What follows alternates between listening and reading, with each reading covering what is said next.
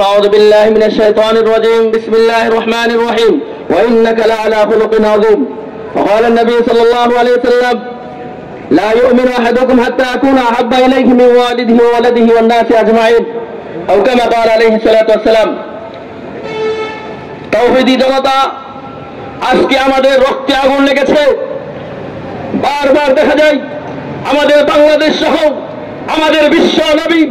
আমাদের কলিজার টুকরা যেই নবীকে নিয়ে বারবার কটূক্তি করা হয় আবারও যখন ওই ভারতের রামগিরি সহ এবং বিজেপি নেতা নীতিশ সহ আমাদের নবীর উপর আবারও সেই ইজ্জতের উপর আক্রমণ করছে আমরা জানিয়ে দিতে চাই যে করে হোক বিশেষ করে আমাদের বাংলার জমিনে আবারও যদি আমাদের নবীকে নিয়ে কটূক্তি করা হয় তাকে ওই কটূক্তিকারীকে যেখানে পাওয়া যাবে তাগল করে দেওয়া হবে ইনশাআল্লাহ। এবং ভারতের কাছে আমরা বিশেষ করে আমাদের বর্তমান যে ডক্টর ইউনূস সাহেবকে আমরা জানিয়ে দিতে চাই তিনি যেন অবশ্যই ভারতের সাথে সব রকমের যোগাযোগ বন্ধ করে দেবে যতক্ষণ না পর্যন্ত আমাদের বিশ্ব নবীর অপমানের এটা প্রতিবাদ না করবে ঠিক কিনা বলেন।